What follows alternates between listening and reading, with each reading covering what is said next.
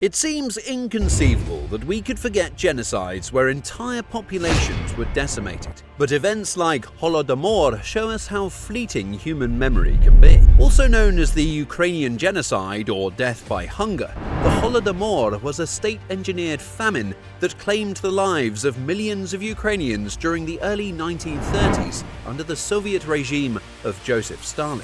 Though it is often overshadowed by other atrocities, such as the Holocaust, the Holodomor represents one of the most devastating campaigns of extermination in modern history. The famine was not only a consequence of failed policies, but a deliberate punishment for Ukrainians resisting Soviet collectivization efforts. Stalin viewed Ukrainian nationalism as a threat to Soviet unity and used the famine to suppress this resistance. Soviet propaganda minimized the tragedy, and for decades the full scope of the famine remained hidden. Only in the post-Soviet era did the world begin to grasp the full horror of what had transpired. Today we examine how this genocide unfolded, the role of the Soviet government in engineering the famine, and the stories of resilience that emerged from a population targeted for annihilation. Ukrainians are an ethnic group with a distinct culture, language, and a long history of agrarian life deeply tied to the fertile soil of their homeland. Historically, Ukraine's vast steppelands were ideal for farming, and the agricultural output from the region had long been the foundation of its economy. Under Russian imperial rule and later the Soviet Union, Ukrainians endured waves of oppression aimed at erasing their identity. The Soviet government saw Ukrainian nationalism as a threat to its power, and Ukrainians were often depicted in Soviet propaganda as backward peasants or subversive enemies of the state. Ukrainian language was another point of contention. Soviet policies pushed for the dominance of Russian over local languages, and Ukrainian schools were shut down, newspapers closed, and intellectuals persecuted. By the 1930s, with the rise of Soviet control, Ukrainian farmers were already familiar with state-sanctioned violence. Despite this, the collectivization policies that Stalin imposed on Ukraine triggered a unique kind of resistance. Their deeply ingrained cultural connection to the land clashed with Soviet attempts to forcefully change their way of life, setting the stage for widespread persecution. The Soviet regime viewed Ukrainians as more than just a cultural threat. They saw them as a political liability, particularly due to Ukraine's proximity to Russia's western borders. Stalin believed that the Ukrainian peasantry, especially the independent landowners known as kulaks, posed a significant threat to the success of collectivization and industrialization. Collectivization was a policy introduced by Joseph Stalin to consolidate individual landholdings and labor into large, state-controlled collective farms. The goal was to increase agricultural production and integrate agriculture into the socialist economy by eliminating private ownership of land. However, for Ukraine, a nation with deep ties to its agricultural traditions, collectivization was met with fierce resistance. Many Ukrainian farmers, especially the so-called kulaks who were more prosperous, opposed giving up their land and autonomy to the state. The Ukrainian resistance to forced collectivization infuriated Stalin, and he responded with harsh measures. In 1932, the Soviet government increased grain requisition quotas to impossible levels, knowing that meeting these quotas would mean starving entire communities. This was no accident, but a deliberate policy designed to break Ukrainian resistance. Stalin's regime also issued the blacklist policy, which meant that entire villages that failed to meet grain quotas would be cut off from food supplies, trade, and even seed grain for the next planting season. To ensure compliance, Soviet authorities introduced internal passports that prevented Ukrainians from leaving their villages in search of food. Additionally, harsh laws like the law of 5 ears of corn punished anyone, including children, who took even a handful of grain from collective farms, often sentencing them to death or lengthy imprisonment. The famine that swept across Ukraine between 1932 and 1933 was not an unfortunate accident, but the direct result of Soviet policies designed to punish and control the Ukrainian population. Entire villages, sometimes regions, were left without food, as Soviet brigades went house to house, confiscating not just grain, but all foodstuffs, leaving nothing behind. The effects of the famine were catastrophic. Bodies littered the streets and fields as people succumbed to starvation. Some villages lost over half their population in a matter of months. Cannibalism, once unimaginable in the agrarian society of Ukraine, became a horrifying reality as people were driven mad by hunger. Parents were forced to watch their children waste away, powerless to help. The Soviet government, meanwhile, continued to deny the existence of the famine, both domestically and to foreign governments. Soviet officials not only refused to provide relief, but ensured that no outside aid could enter Ukraine. Foreign journalists who reported on the famine, like Gareth Jones, faced backlash and discrediting campaigns orchestrated by Soviet sympathizers. The Soviet Union went to great lengths to suppress any information about the famine, presenting it as a non-event, while millions died. As the famine worsened, Soviet policies became even more draconian. Local authorities who feared retribution from Moscow enforced the grain quotas with extreme zeal, knowing that failure to comply would lead to their own punishment or execution. The state imposed travel bans, preventing starving peasants from fleeing to areas where food might still be available. The borders of Ukraine were sealed, and Soviet soldiers patrolled roads and railways to ensure no one could leave in search of food. The famine became a tool of both control and punishment. Soviet propaganda painted Ukrainian peasants as saboteurs who were hoarding grain or deliberately sabotaging collective farms. In response, Stalin deployed brigades tasked with confiscating food, searching homes for hidden supplies, and punishing those who resisted. To break any remaining resistance, the Soviet secret police NKVD cracked down on Ukrainian intellectuals, writers, and nationalist leaders, executing or exiling them to labor camps in Siberia. Those who dared speak out against the famine were labeled enemies of the state. Soviet authorities used terror, both psychological and physical, to ensure that no one challenged the official narrative that the famine was a natural disaster. One of the most heart-wrenching aspects of the Holodomor was the sheer scale of personal tragedies. Families were torn apart by hunger, and the stories of those who lived through the famine are filled with unimaginable loss and suffering. Olena Petrenko's story is just one among millions. Olena lived in a small farming village in central Ukraine with her parents and siblings. When Soviet authorities confiscated their grain, the family quickly ran out of food. Olena watched as her younger siblings grew weaker by the day. Desperate, her father tried to hide some grain in their home, but it was discovered by a Soviet brigade, and he was executed on the spot. By the time spring arrived, Olena's entire family had perished.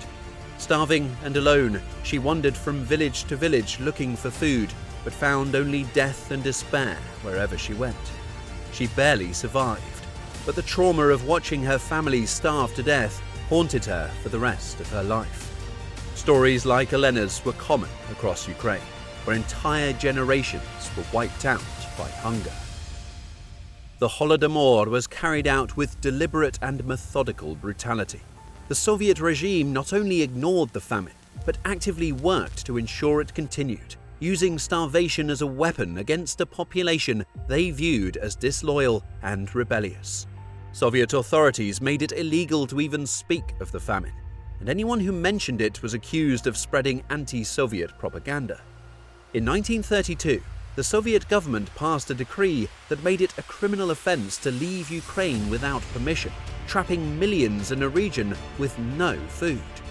The Soviet state also targeted the Ukrainian intelligentsia and cultural leaders. Thousands of Ukrainian artists, writers, and academics were arrested and executed, accused of being counter-revolutionaries. Churches were shut down, and religious leaders were either arrested or executed, as Stalin sought to erase all traces of Ukrainian national identity. The destruction of Ukrainian culture went hand in hand with the physical extermination of the population, as Stalin sought to create a Sovietized, Russian-speaking Ukraine that would no longer resist Moscow's rule. Despite the overwhelming repression, there were acts of Ukrainian resistance, though they were mostly small-scale and quickly suppressed. Ukrainian farmers, already facing starvation, often chose to resist Soviet policies in whatever ways they could. Some refused to hand over their grain, hiding small amounts of food to sustain their families, but these efforts were often discovered, and the punishment was swift and brutal. In certain regions, especially in the western parts of Ukraine, small groups of farmers banded together to resist the brigades sent to confiscate their grain. Armed with little more than farming tools, they fought back against Soviet soldiers, but these uprisings were easily crushed. The NKVD quickly moved in to restore order, executing or deporting anyone involved in the resistance. The Ukrainian Orthodox Church, too, became a focal point for resistance, as priests and religious leaders preached against the Soviet government's atrocities. However, the church itself was a target, and many religious figures were executed or sent to gulags. Even in the midst of such immense suffering, there were acts of heroic resistance that stood out as symbols of Ukrainian defiance. In rural areas, secret networks formed, allowing small amounts of grain to be hidden and shared among starving families. One notable example comes from the village of Veliki Sarochinci, where a local priest led efforts to smuggle grain from neighboring villages into his own community. With the help of sympathetic Soviet officials who risked their lives to turn a blind eye, the priest managed to save dozens of families from starvation. Similarly, in some parts of Ukraine, farmers fought back against Soviet soldiers attempting to confiscate their food. Though these acts of defiance were rare and often ended in tragedy, they serve as a reminder that even in the darkest times, people will fight for their survival and dignity. These stories of resistance, small though they were, remain an essential part of the Holodomor's legacy. By 1933, the worst of the famine had passed, but the damage had been done.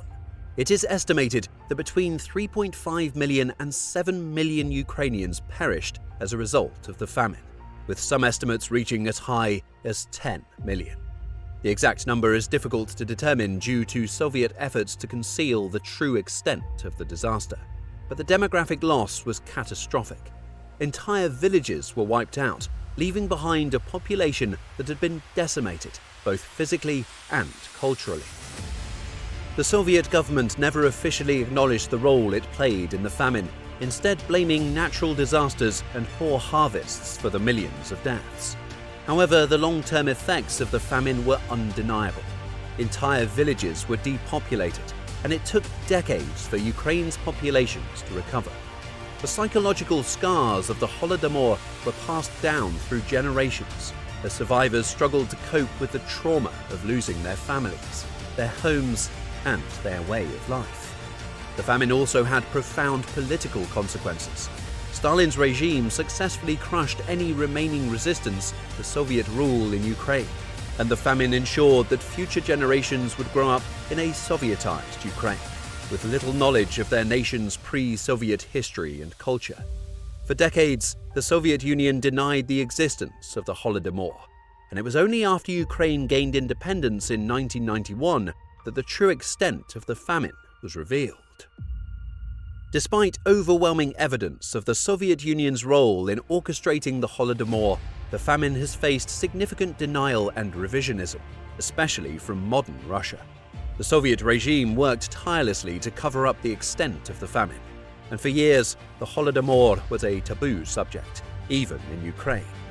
It wasn't until the late 20th century that serious efforts began to recognize the famine as a genocide.